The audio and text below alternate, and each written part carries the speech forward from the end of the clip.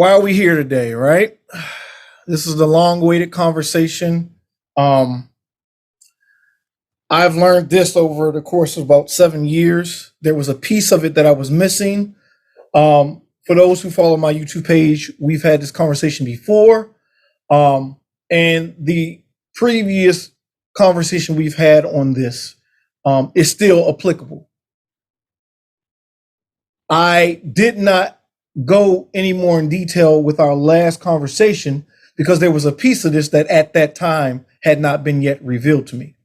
So I gave you the piece in that conversation that I knew up to that point. That has not changed. This ultimately will indirectly build on that, but this will be structured in a way that even if you haven't seen that, this will be very helpful. And you can always go back and watch that to get more detail additionally. So why are we having this conversation today, guys? There's been a question concerning time, this calendar, our understanding of days, months, years, seasons. There's been sort of a veil over this understanding. And in the previous conversation, we talked about Daniel 7:25 and how the enemy would change times and the understanding of times and laws, and it would be authorized for a time and season. Today, we're going to actually go into the full restoring of time and calendar, right? Now, time came because of sin, but time did not come from sin. Time came because of sin, but time did not come from sin. And the place that it came from was our Creator giving us an extension or an opportunity, or what we call grace in a modern situation, to be restored in our understanding, to be restored in our appointment, to go from the place that most of us have come from, somewhat confusion, partial understanding, false understandings. It gives us an opportunity to come out of these things and have a true, full, and whole understanding according to the way that God created things in the beginning, restored to us. So we've been given a grace period for that, right? Now, the only scripture that we will be going into today that references this thing that we're coming out of to lay the backdrop as to where we are now and why we're having this conversation. We're going to go to Jubilees 6:32 through 38. And then everything beyond that will be building forwardly concerning what things actually should be to replace this, right?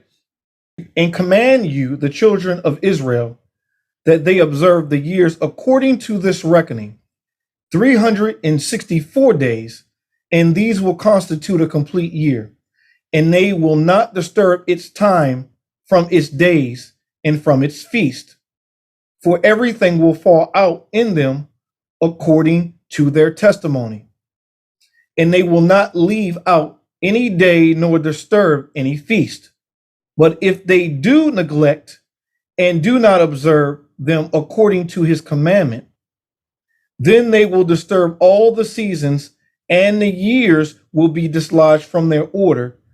And they will disturb the seasons, and the years will be dislodged, and they will neglect their ordinances, and all the children of Israel will forget and will not find the path of the years, and will forget the new moons, the seasons, the Sabbaths, and they will go wrong as to all the order of the years. For I know, and from henceforth will I declare unto you, and it is not of my own devising, for the book lies written before me, and on the heavenly tablets the division of days are ordained, lest they forget the feast of the covenant, and walk according to the feast of the Gentiles after their error and after their ignorance. For there will be those who will assuredly make observations of the moon, how it disturbs the seasons, and comes in from year to year 10 days too soon. For this reason, the years will come upon them when they will disturb the order and make an abominable day the day of testimony, and an unclean day a feast day, and they will confound all the days, the holy with the unclean, and the unclean with the holy. So this is a prophecy that not only was being spoken of here, but it's also written on the heavenly tablets that Enoch had access to. And this has given us clear forewarning that a time would come where basically everything would be dislodged from its proper order. Everything would be dislodged from its proper order. When the Most High makes anything that the Most High has ever created, there are three things that you can say consistently about his creation. There's an establishment in order to be capable of fulfilling its assignment through proper operation. There's an establishment in order to specifically fulfill the operation it was made to fulfill. And an establishment will always have some form of confirmation or witness or help me. Everything that God created has this construct in common, right? Now, we often talk about the difference between Hebrew and Roman framework or English. And just to reiterate, we know that this tongue is one of abstract. It's not a concrete language. You think in order to speak through the construct of a language. So in a Greco-Roman framework, you assign power, authority, and value through titling.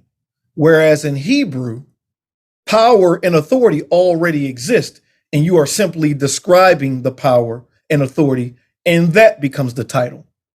And so, much like our last conversation on this topic, I want us to continue in that framework of thinking, because everything that we're going to be talking about today is built on the idea that there is an establishment that has been created, and that is what we're using to describe all things.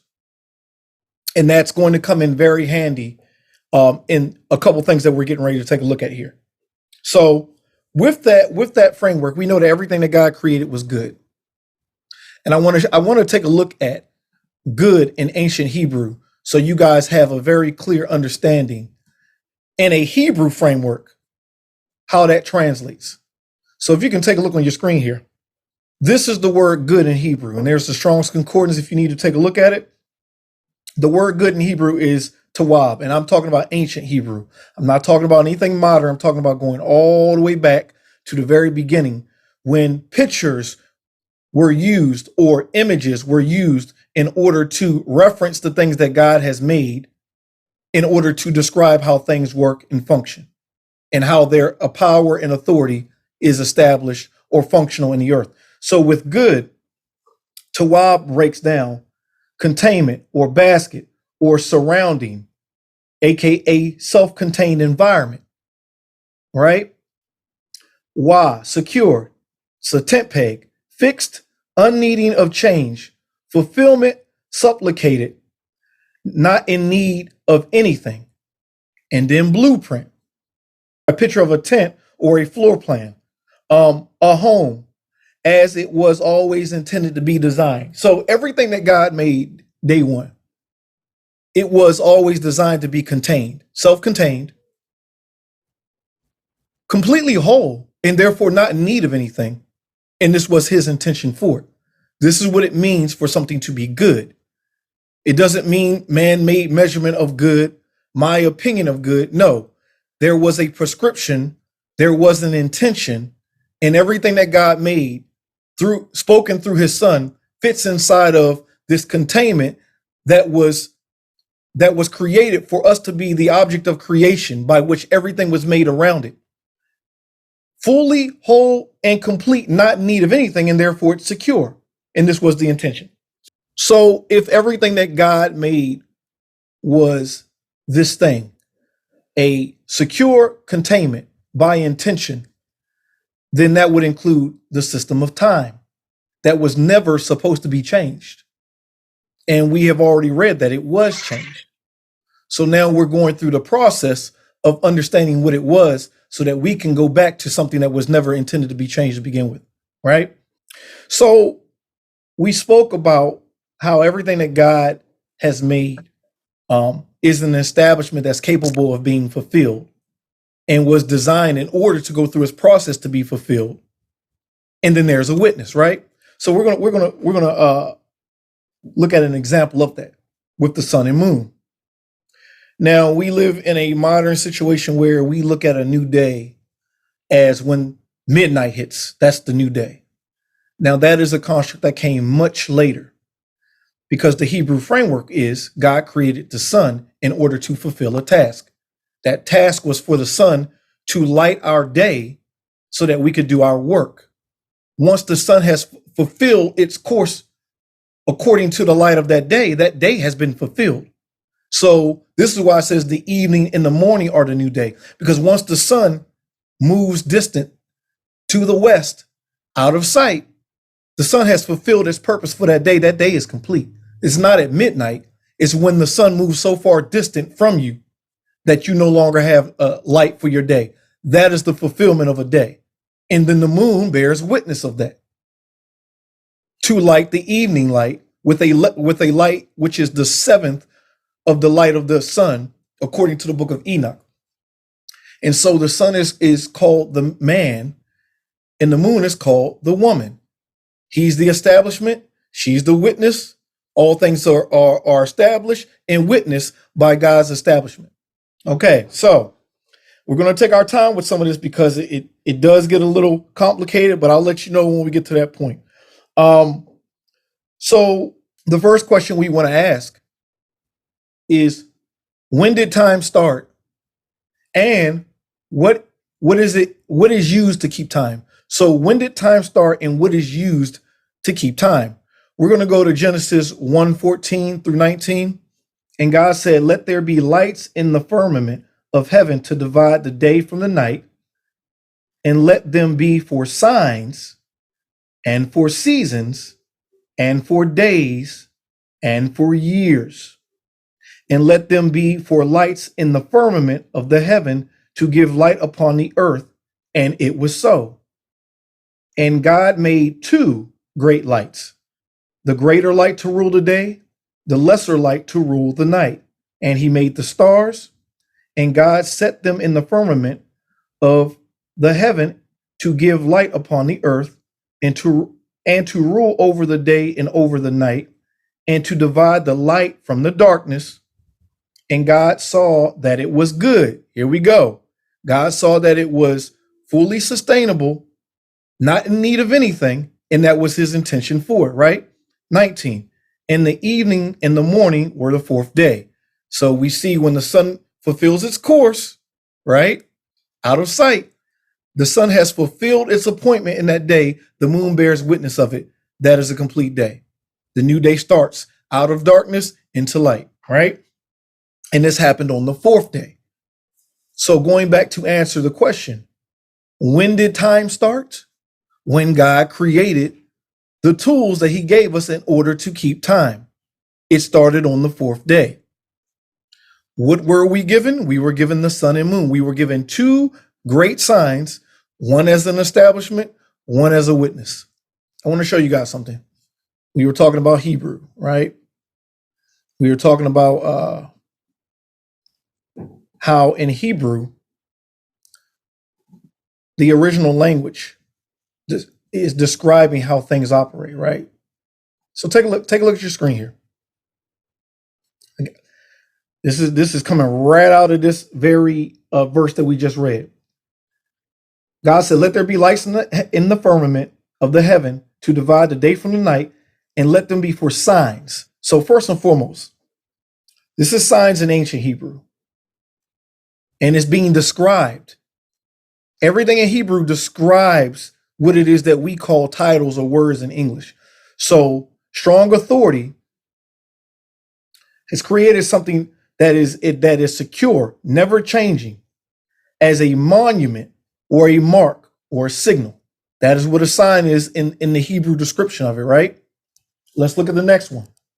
Mankind's never changing observation of motions or movements. This is how seasons are being described in ancient Hebrew. Mankind's never changing observation of movement or motions, the changing of season, the changing of things, the cycle of things here on the earth, right? We have days. It is described in Hebrew as time of work, never changing of mankind. Well, we know that because Genesis tells us he gave us the light in order for us to do the work by day, right? So we're just seeing the same things in ancient Hebrew here. Years in Hebrew, establishment, new seed, beheld. This was the way things were described in ancient times, using, it would be like if we had an emoji language now, where emojis could mean 7 different things, and you would just chain the pictures together. You ever watch any of the Indiana Jones movies, all the ancient languages of the East, where like these pictures, and he's sitting here deciphering what the pictures actually mean as chained concepts. So this is how ancient language was formed, and all the languages of the East, even to this day, the languages of the East, like with the Mandarin and some of the older Japhetic languages, are still fashioned and written in this manner. For anyone who's ever studied Chinese or Japanese, same thing today, right? So let's recap real quick. The sun and moon were established in order to fulfill their assignment together, lighting the day for our work to be done, lighting the night with a witness during resting times, marking Sabbaths and holy days, marking the motion of all seasons established by marking the beginning of a new year. All right, so let's get into the details now. So we all came up in a 365-day calendar, right? We also came up in church where we were taught that God's number of completion is 7, right? If you try to divide 365 by 7, you're going to get some imperfect number. You're going to get like 57.142857, so forth and so on, right? But if you divide God's number of 7, which is the number of completion, by 364, you're going to get 52 perfect weeks of years, right? So when I was a kid, I thought something was off with it being 365. I just didn't have any understanding as to make sense of it. Where we're going to start this conversation, we're going to work backwards. We're going to look at the last day of the year according to the book of Enoch, and then we're going to work our way forward.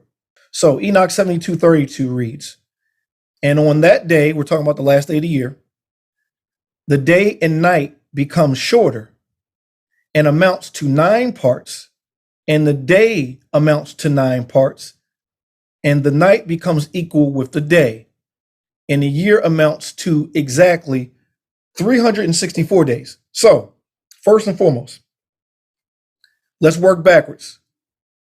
This thing is saying on the last day of the year.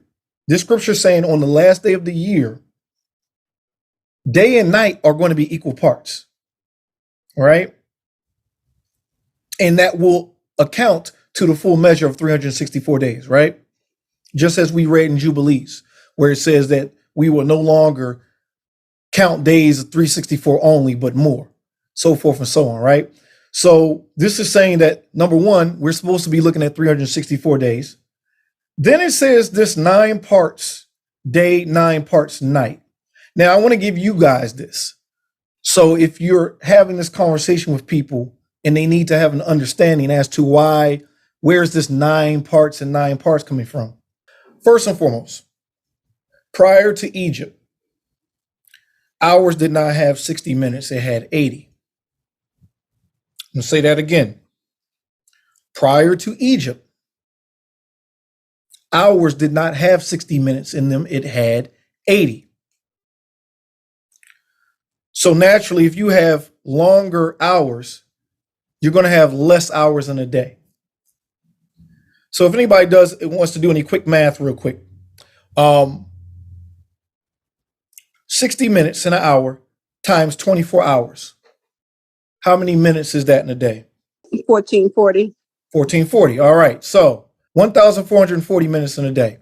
So let's do 1440 divided by 80 minutes to get how many hours are in a day. 18. Okay. So now let's go back and look at this thing we just read. And on that day, the night becomes shorter and amounts to 9 parts, and the day amounts to 9 parts. 9 plus 9, 18, right? and the night becomes equal with the day. So 9 hours day, 9 hours night prior to Egypt would be 12 hours day, 12 hours night in our time. Equal day, equal night. So I just wanted to give you that because somebody's going to be like, well, that doesn't make sense. What are these 18 parts? They're hours. So 18 hours at 80-minute hours as opposed to 60 is what we have now. But the bottom line is day and night are equal. Now, here's another thing. A lot of people make the mistake of going online and trying to look at the day where the sunset and sunrise. You will err doing that because this doesn't say sunrise or sunset. It says day and night. And what you will find is being able to observe with your own eyes outside day and night to observe the last and first day of the year, you would be closer to being able to recognize it closest using the civil twilight. The civil twilight accounts for the amount of daylight that still exists after the sun actually goes beyond the horizon.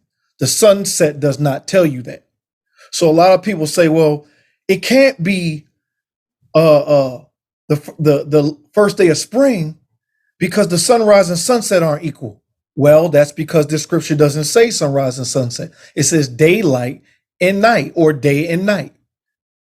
And so the civil twilight reflects more of what you would actually see as daylight, despite the sun being distant. So we're still in the same scripture. We're going to go back through it again because there's something else here. And on that day, the night becomes shorter.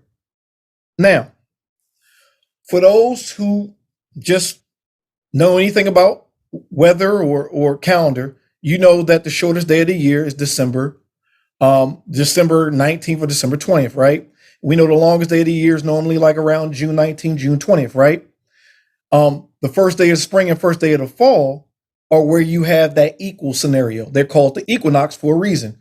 You have the autumn equinox and you have the spring equinox. Equinox, inferring time of the year where the night and day are equal. So there's 2 times a year where day and night are equal parts, light and night, right? This one is telling us that, and on that day, the night becomes shorter. So when does the night become shorter? In the spring or in the fall? In the spring is when the days become longer and the nights become shorter. So this is letting us know that of the 2 days, of the 2 equinoxes that are a sign that we're about to enter the new year, it is the one where the days become longer and the nights become shorter. So we know that the sign of the last day of the year, equal parts day and night, when the days are becoming longer and the nights are becoming shorter, which is the first day of spring. I mean, we're in it right now. The days are every day we get 2 more minutes of daylight, roughly, right? Until June 20th, which would be the summer solstice. We'll get into that in a bit. So let's talk about the cycle of the sun and moon. And I'm going to give it to you in a specific order because there are things that you're going to read that will throw you for a loop if I don't give it to you in this order, right? So let's talk about the sun first. And if you have something to write this down, this will be helpful for you to write down. This makes it very easy compared to the Gregorian calendar. You know what the Gregorian calendar is like: 30 days, 31 days, 30 days, 31 days, 30 days, 31 days, 30 days, 28. And it's just, there's no like rhyme or logic to it. It's just all over the place, right? God's calendar is very simple. The sun enters in and out of a set of portals for 30 days. That makes a month. Very simple. All 12 of them. Very simple, right? 12 months, 30 days each. How many days is that, folk? 360. Thank you. I jumped the gun. So 360 days are accounted for with 30-day months and 12 of them, right? The moon, and we'll come back to that in a second. The moon's different. She has 29 days and then 30 days alternating. So every other month she does 29 days and every other month she does 30 days. So basically she has 29-day months and 6 30-day months. So at the beginning of the year, she goes 29 days first month, 30 days the second month, 29 days the third month, so forth and so on, right? So based on that, based on 6 29-day months and 6 30-day months, how many days is that? 354. Does that number sound familiar?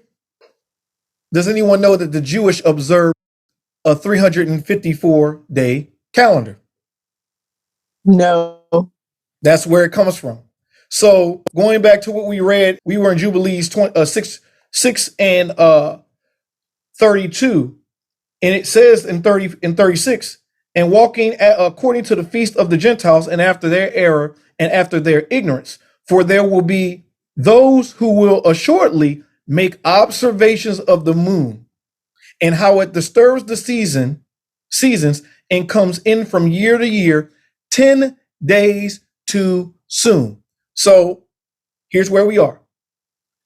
We know according to the solar cycle of months, 360, and we know according to the lunar is 354. That's the difference of 6 days. You guys with me?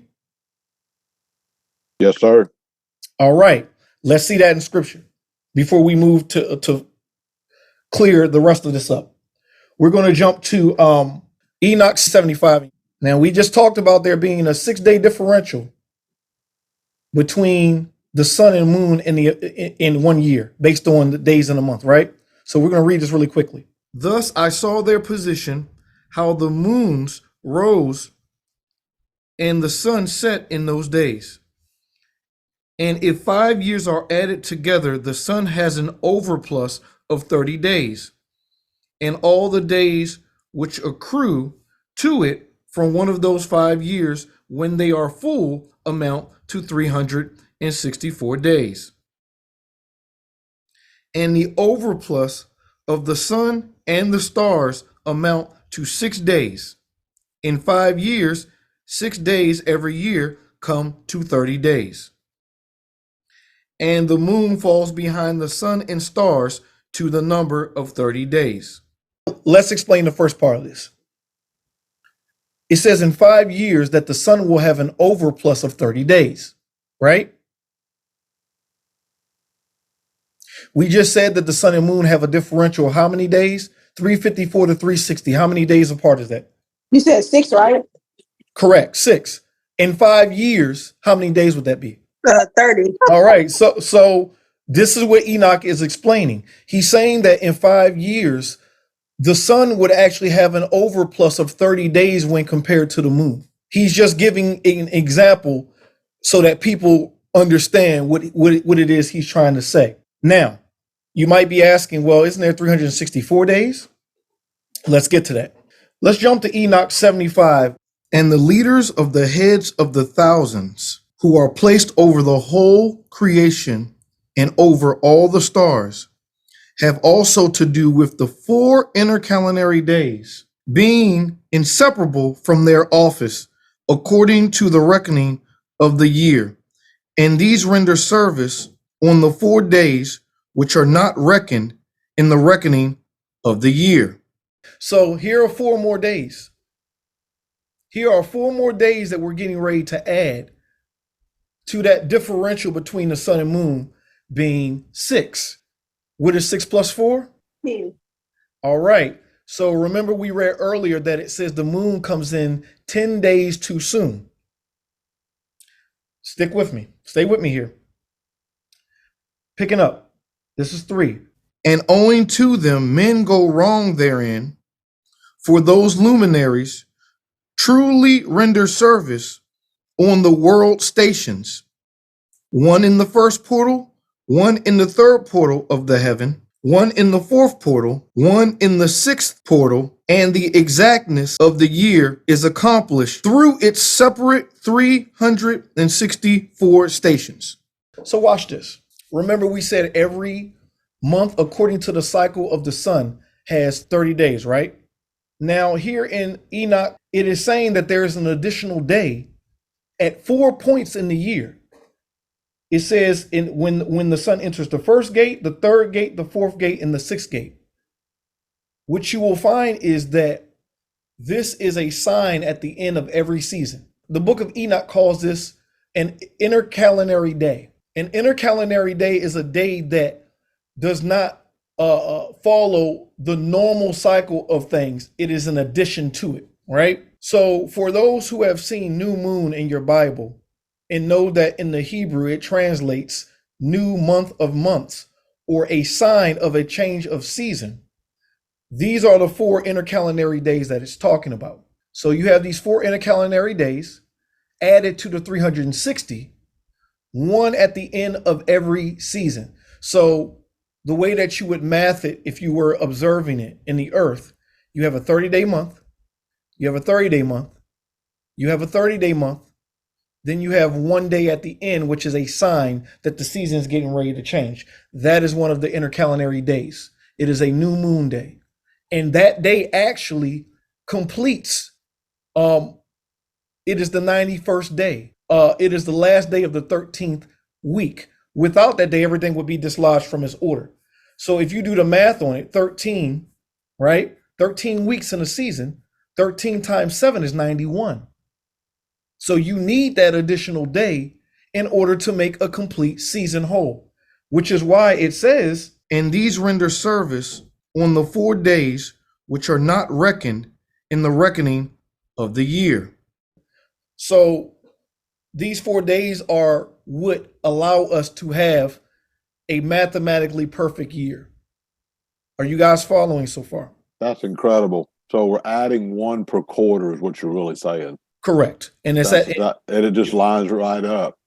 And it lines it right up. So now, just to recap here, there are some people who observe the moon cycle, 2930, 2930, 2930, 354. The Jewish do it, right?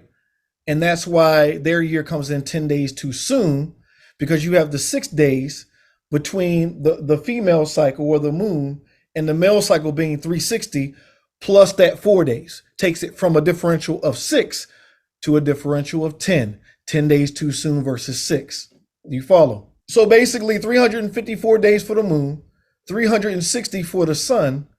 That's 6 days apart.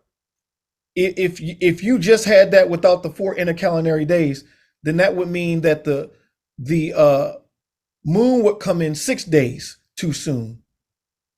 But because you add the 4 calendar days to the sun, now it's 10 days too soon.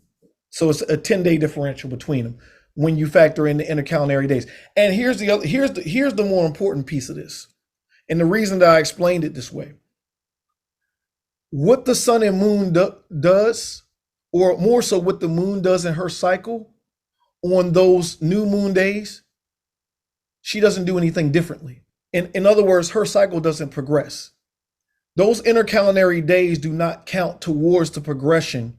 And so if the moon does 29 days and 30 days in that new moon month, which is the late of the season or the last month of that season, I'll give you an example. If the moon did 29 the first month, which is early spring, 30 the second month, which is middle spring, and then 29 the third month, which is late spring, on that additional day, she doesn't do anything. That's part of what intercalary days account for. That the cycle of the moon and sun are not shifted because of that additional day. So if she's not in the sky at the end of that third month, which she shouldn't be, because at the end of a month, typically she's not going to be visible in the sky at all. And in science terms, they call it a new moon, but that's for indirect reason. typically at the end of any month, she'll be in the sky, but she won't be visible. So if we're changing season, you're not going to see her in the sky. And on that additional day, that 91st day, she's not going to peep her head out early or anything. It's almost like a pause day for her, a rest day for her. She's not going to do anything differently. Then the next day, everything picks up where it left off. So I wanted to give you that. And that intercalary term is going to come up again here in a second. So stay with me. So recapping, we have 4 seasons a year. In each season, you have early season, mid-season, late season. Early season's 30 days, mid-season 30 days, late season's 30 days. Then you have one day at the end of the season, 91st day, which is the last day of that season. The very next day, new season. So we have this intercalary concept, right? Which is like an exception to the normal cycle, right? We also have another type of intercalary day, which when you read it in the book of Enoch, this intercalary day happens at the end of the year. So we have one that happens at the end of the season. Now we're going to talk about the one that happens at the end of the year, in addition to the one at the end of the season of the 4th season. So if you have an additional day at the end of spring, summer, winter, or fall and winter, at the end of the year, you have that one at the end of winter, but now you have an additional one that's additional to that. So far we've been talking about a 364 day, right? Here's where the 365th day comes in. And this is the part that I did not have for a very long time, and it was given to me recently. And we're going to go to scripture to show where this is mentioned. The missing piece for me with this was found in the book of Remembrance. And for those who are not aware of the book of Remembrance, Malachi 3:16 references a set of writings for the elect, God's elect in the latter days, for us to have an understanding of things that were lost, which echoes a prophecy given in the book of Enoch that the apostate generation would have the full understanding of creation restored to us, right? In fact, let's get that really quickly. So first, Enoch 104:11, but when they write my words exactly in their languages and do not alter or omit anything from my words, but write everything exactly, everything that I testified about before, then I know another, that books will be given to the righteous and wise and will be a source of joy and truth and much wisdom. This is a prophecy Enoch gave over 7,000 years ago. Additionally, the book of Enoch, this is Enoch 93:9. And after that, in the 7th week, so this is after Christ has died and been resurrected. And after that, in the 7th week, shall an apostate generation arise, and many shall be its deeds, and all its deeds shall be apostate. I'll come back to that in a second. And at its close shall be elected the elect righteousness of the eternal plant of righteousness to receive 7-fold instruction concerning all of his creation. Now, I knew about this prophecy and I used to teach from it or teach about it before I knew about the book of Remembrance. Let's go to Malachi 3 to reinforce this. Malachi 3:16, prophecy. Then they that fear the Lord spake often one to another, and the Lord hearkened and heard it, and a book of remembrance was written before him for them that fear the Lord and that thought upon his name. And they shall be mine, saith the Lord of hosts. In that day, when I make up my jewels, I will spare them, as a man spareth his own son that serves him. Then shall you return and discern between the righteous and the wicked, between him that serves God and him that serves him not. So the book of Remembrance was preserved in the earth until this generation. We've had a conversation about this generation being the apostate generation. And by apostate, for those who don't know what the word apostates means in Greek, It was a general in the Roman army whose job it was that once they conquered a new faction, he would come in to be the one that usher in the Roman culture, do as the Romans do, for captured factions that were not accustomed to the things of Rome. So being the apostate generation is the generation out of the elect out of this generation that would take on the charge of not only preserving the culture of righteousness, but being the one to usher it back into existence in a time when it had been completely blotted out of the earth. And so the book of Remembrance is a tool given for this generation, for those who have to endure until the end, that we would be able to do that in these days.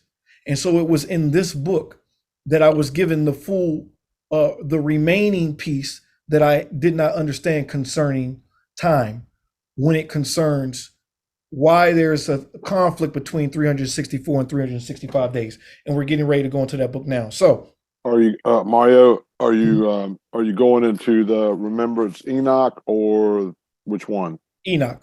Yep, we're Okay. getting ready to go into Enoch. Okay. So Okay. if you have it handy, The book of Remembrance Enoch. correct.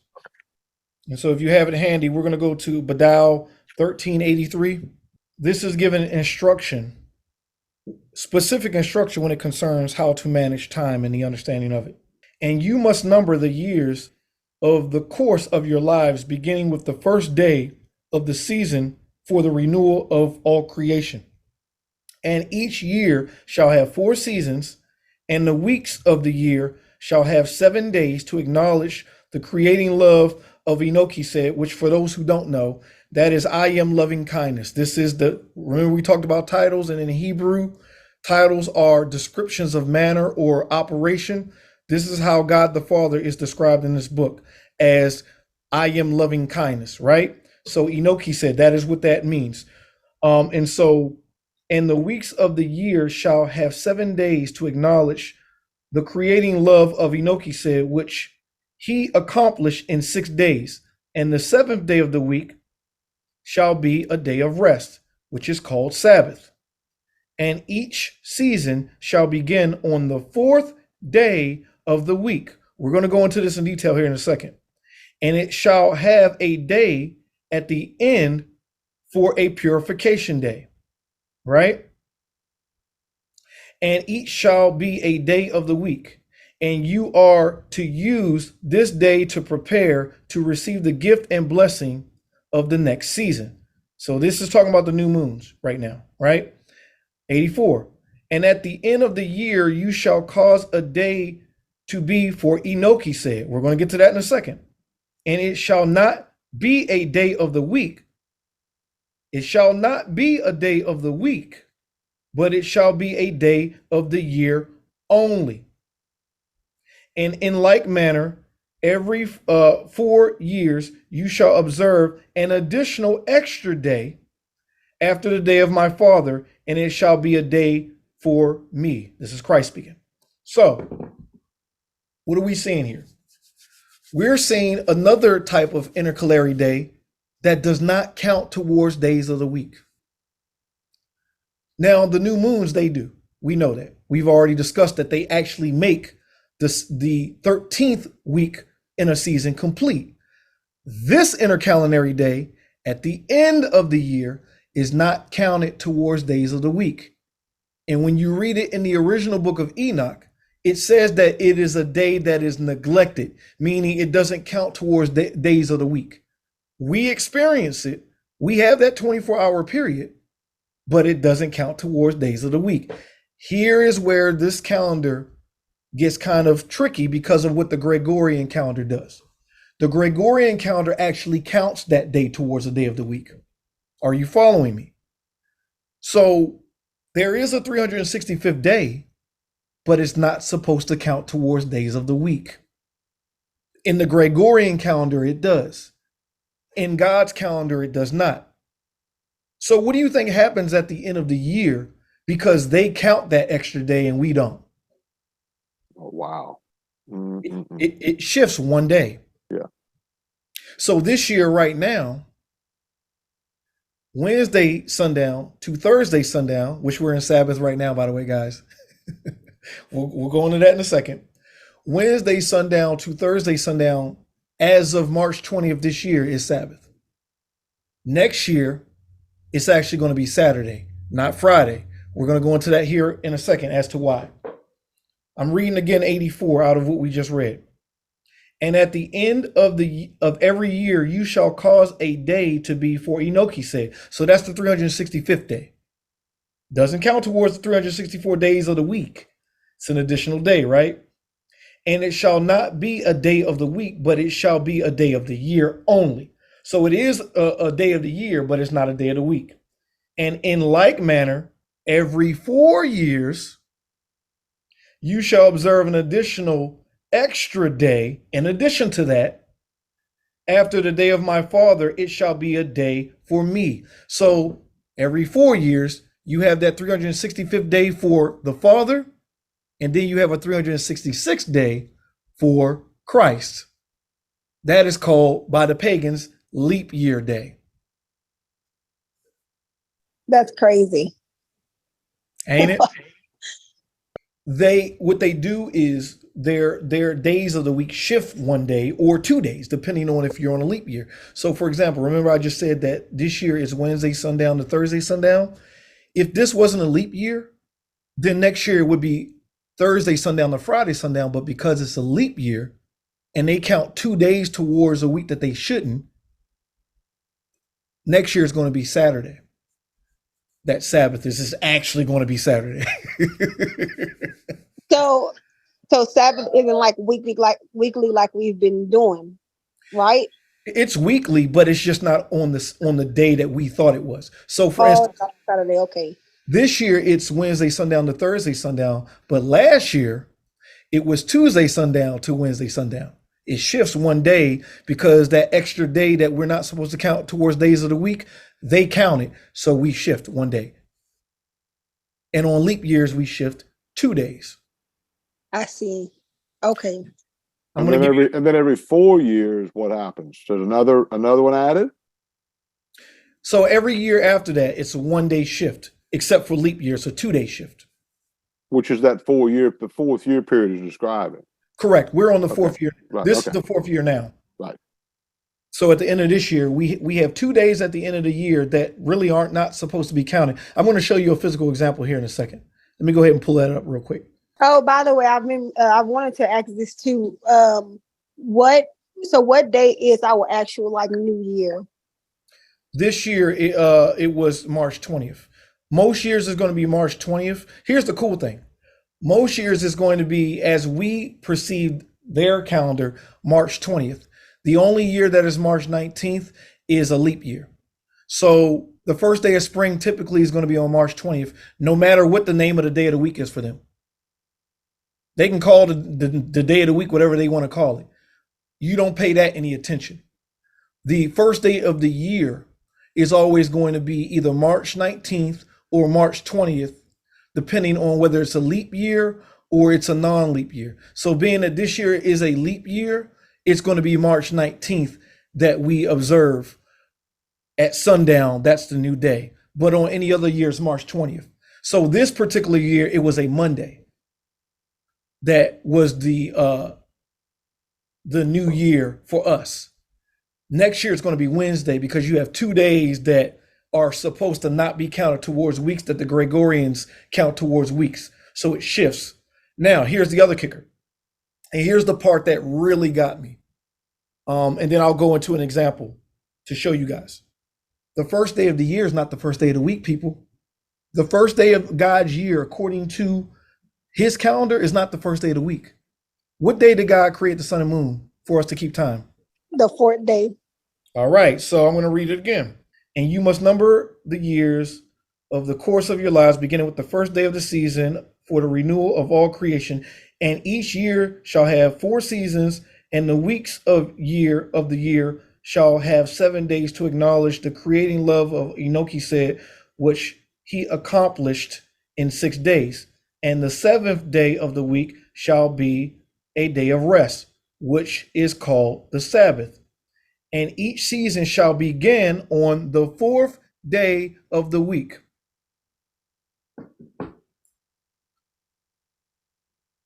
So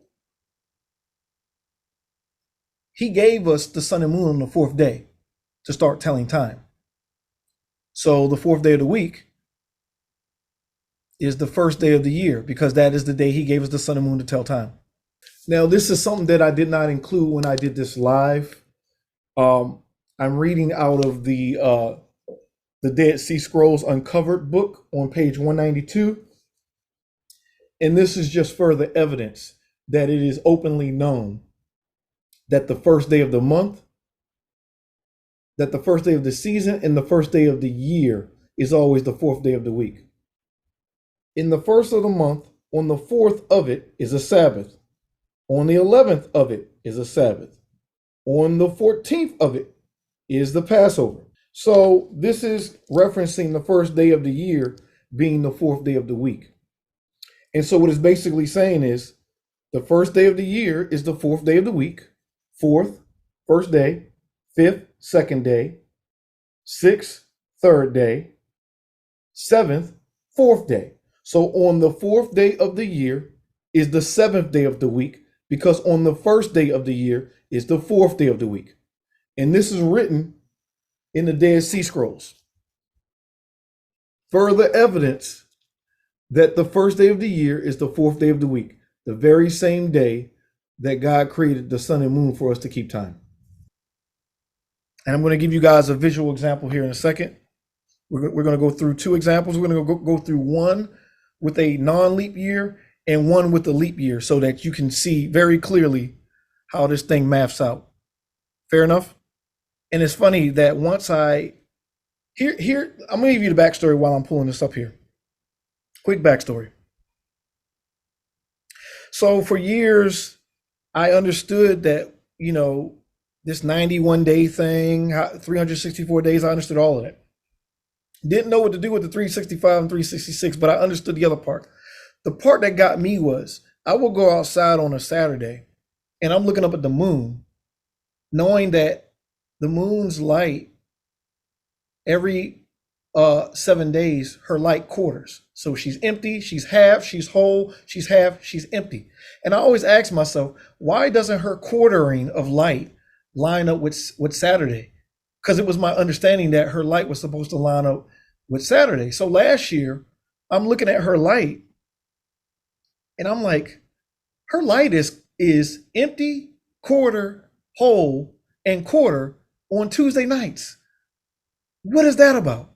I'm like, I feel like Sabbath is supposed to be Tuesday night to Wednesday night, but I didn't have any proof, and I wasn't going to just jump out there and start saying this stuff without any sort of concrete proof. So when I found out that Sabbath was on the same night that the moon was quartered in her quarters, there's the other sign.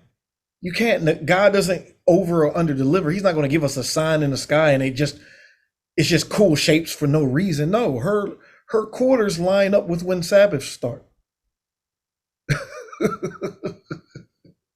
And once I realized that, I was like, okay, now when you go outside on a Wednesday night and look and like, okay, half moon, or if that's the 7th, if it's the 14th, full moon, it's the 21st, the other half, 28th, empty.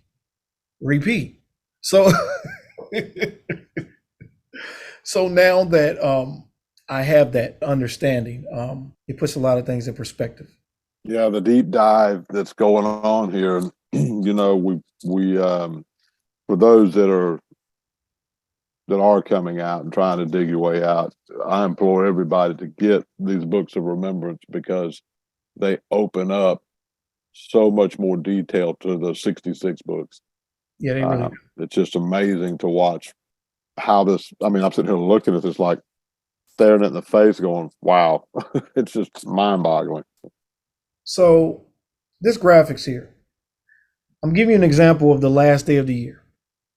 Now you see where we're looking at where the yellow is, where it's that's basically the last week exactly before the end of the year. This was the actual example of the year that we just came out of. So Sunday, March 12th was 7 days away from the end of the year. That's the fourth day of the week, if you see there at the top. So, fourth day of the week, that's one. Monday is the 5th. Tuesday is the next one. Wednesday, Thursday, Friday, and then the 18th was the very last. That's the 364th day. That Saturday, 318 was the 364th day of the year. Now, if it was our calendar, the way that it was supposed to be, then 319 would not be right there. It wouldn't be anywhere, because 319 would not have been the fourth day of the week, because that's God's day. That's an intercalary day that is neglected. It does not count towards weeks. So because their calendar counts the 365th day towards days of the week, now you see it sitting in the slot for the New Year's Day, which is the fourth day of the week. But if this calendar was correct, according to what it's supposed to be, then that would not be there at all. It would be off on the side somewhere. It wouldn't count towards days of the week. In other words, it's a holy day of his that's been removed, yet man took it and just stuck it in there to his own mathematical Mickey Mouse crazy equation. Yeah. And so as a result, just give you the other graphics. So this day is not supposed to count. This day is not supposed to be the fourth day of the week. This day is not a day of the week at all. It's just off to the side doing its own thing, because it is a set apart day for the set apart God. So ideally what would happen then is the very next, the day after Enoch said day, which would be the 20th, which it was this year. It was Monday the 20th. This is what the first week of the new year looks like this year. It's the fourth day of the week. Then you have the fifth day of the week is Tuesday. Then Wednesday, sixth day of the week. Then at sundown on Wednesday, which is Thursday. Wednesday at sundown is Thursday. This is insane. Then Friday is the first day of the week.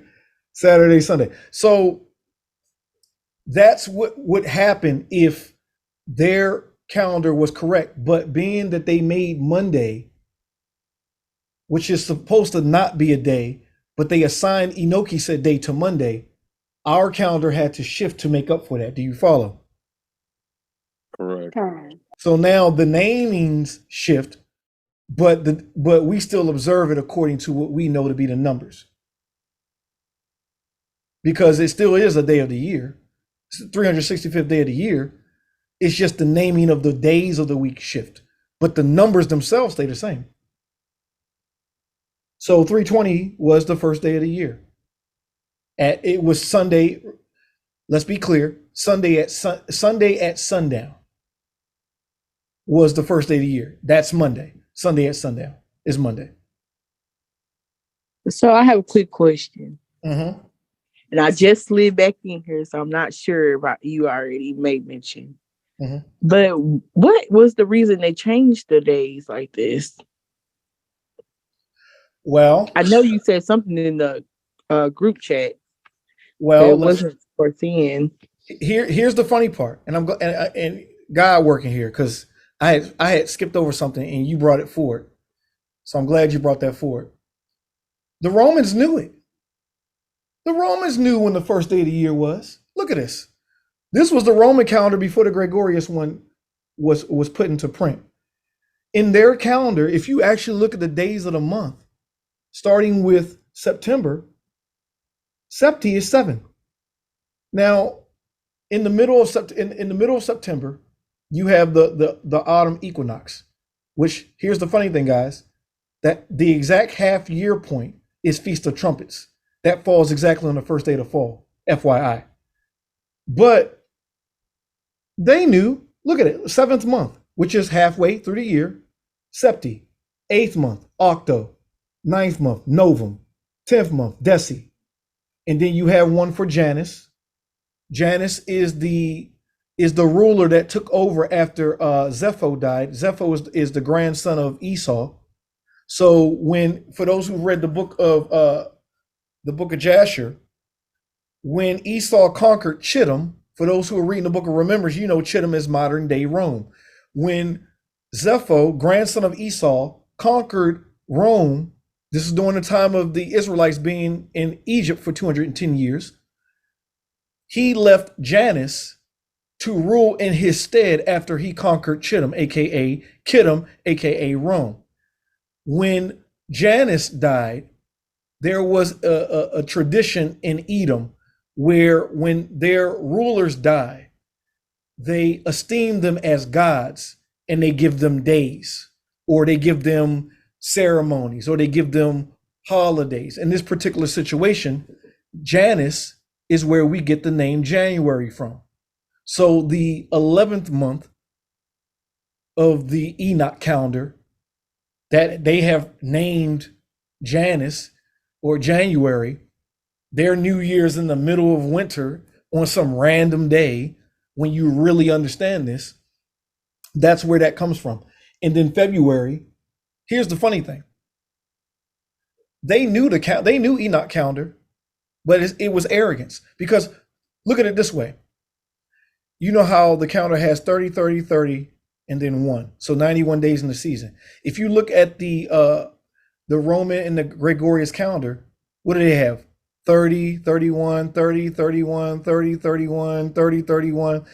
So they have all these 31-day months, so that by the time you get to February, they have to course correct at the end of the year because it's out of order with God's calendar. Do you follow? 100. So that's why February is such a weird month with this 28 or 29 days, because they pick the last month of the year to be the one that they course correct the calendar, because they're sloppy and it's not their calendar and they didn't know any other way to reconciliate it. So they just say, we just have an under plus of days. I'm sorry, we have an over plus of 3 days because we had too many 31-day months in our calendar. So we'll just make February short. And then on the year that we have a date for Christ, we'll just tell them it's a leap year and just make something up. And this is basically what they did. Unbelievable. Wow. This is basically what they've done. Hey, folks. I'm so sorry. It is loud where I am. I apologize. So just looking at the names of the days of the week, I went and looked at the etymology of it. Monday means day of the moon. Tuesday means something else. Wednesday literally talks about the god of war and being connected to Odin. And I'm sure all the rest of the weeks are just like that. So if all of it is connected to kind of what you're talking about, the fact that it's all coming from this place of evil, paganism. Hey, yeah, basically, it's every last ounce of it. It's just the calendar, just like the holidays. All of it is, we're taking something God made and we're going to rename it and make it our own. Same thing Satan does. Satan was made to herald God's power. He decided to herald his own power. And anything Satan does, he can't make nothing. So what does he inspire? The same thing that he does. He twists something that God made and rebrands it and then takes credit for it. He's a great plagiarizer. And all of those who are inspired by his school of thought, they do the same thing. His children. And so that's what we've seen and witnessed here on the earth. Just plagiarizing, just taking something, we're going to call it this now. We're going to reorder it this way. And there was a point where you had, four of these months are named after Roman rulers. So it's just Roman arrogance. Augustus, named after, August named after Augustus, like Julian, July. So like you have 4 rulers, 4 Roman numerals, 4 pagan, fallen angel, goddesses, gods, whatever you want to call them. They were just, everybody gets a piece of this basically, now that we've stolen it from God and made it what we want. So I want to give you guys one more example. We're going to use one with a leap year example. This is an example of what this past year would have looked like if it had a leap year, or a day for the Father and a day for the Son neither one of them count towards days of the week. So as you can see there, you have 312, 313, 314, 315, 316, 317, 318, which is the vernal equinox, or the day, the sign, the day that day and night are equal parts, and the days are becoming longer, the nights becoming shorter. The 2 days after that, you have the day for the Father and the day for the Son. Enoch said day, and then Matzah the Lamb, which is Christ. And so you have those 2 days that are not supposed to count towards days of the week. They are intercalary days that are neglected. They're not counted towards days of the week. And you have 2 of them because it's leap year. And so because they count those, you see there's a 2-day shift there. So if you're coming into a new year where there's a leap year, quote unquote, that 4th day has to be shifted down to where the 6th day is, because we have to offset the 2 days that they actually counted. So there's a 2-day shift. So right now where we're Wednesday night into Thursday night, next year it'll be Friday night into Saturday night, as opposed to Thursday night into Friday night. Because of leap year, we have to shift 2 days. So the naming of the days is what shifts. But that's only because of what they've done. Once you learn to observe the signs outside, then you don't really need anything else, because ultimately God gave it. We didn't have clocks and internet, naval observatory, corrected time and all that. No, the sun and moon are hands on a clock. That's what they are. So, and here's the other thing, because the Sabbaths do not line up with the first day of the year, none of the holy days are on Sabbaths, people. That is why when we read the book of Exodus and it gives us instruction on how to keep Passover, it doesn't say keep it on the 2nd Sabbath. It says keep it on the 14th day of the year. That's why. That's also why in the book of Jubilees, it tells us that days, months, seasons, Sabbaths, and feasts would be dislodged from their order. If all the feasts were on Sabbaths, all it would have to say is the Sabbaths were dislodged. But the reason it's naming them separately is because the holy days do not fall on Sabbaths. And I'm gonna take some time to go into that so I can have it as tight as I do this, so we can go through it. But I'm gonna wait until I finish the book of Remembrance until we do that, because there's some understandings that I need out of it, to make sure I'm speaking correct on it, with all things being restored. So just to recap today, beginning of the year is the first day of spring. Some things bloom on the first week of the year. That's a sign too. Raven, we've talked about that. Here in Texas, there is a flower that blooms in the first month only of the year. Nature has all kinds of signs. Romans 1:20 is in effect. Evidence of God all around us, right? So the first day of the year is the first day of spring. That is the 4th day of the week, because that is the day that God created the sun and moon for us to keep time as a gift, to give us a means to learn these things and learn how to develop a relationship with the Father. We've been given time as a gift. For the righteous, time is a gift. For the wicked, it's a curse. They never have enough of it. They're always running around scrambling. They're abandoning things that should be important to them, because to the wicked, they never have enough time. And because of that, it's a curse to them. But to the righteous, it is a blessing to have grace to then go through the process of learning these things, so that when our days are complete, we are whole, complete, and not in need of anything, right? So first day of the year, 4th day of the week, 3 days, Sabbath, right? There are 30 days in a month. There are 30 days in a second month. There are 30 days in the 3rd month of the season.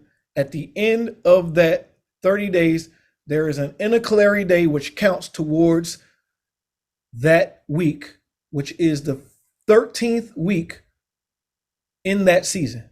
It is the last day of the 13th week. So if you do 13 times 7, there should be 91 days in a season. And that 91st day is the last day of the season. and the 7th day of the 13th week of a season. You have 4 of those, that's 364 days. That's 364 days inside of 52 weeks, mathematically perfect, divisible by God's number of completion, which is 7. Then at the end of that 364 days, you have 1 day that's added for God that does not count towards weeks, once every 3 years. And then on the 4th year, you have 2. One for God the Father and one for the Son. And that is the cycle.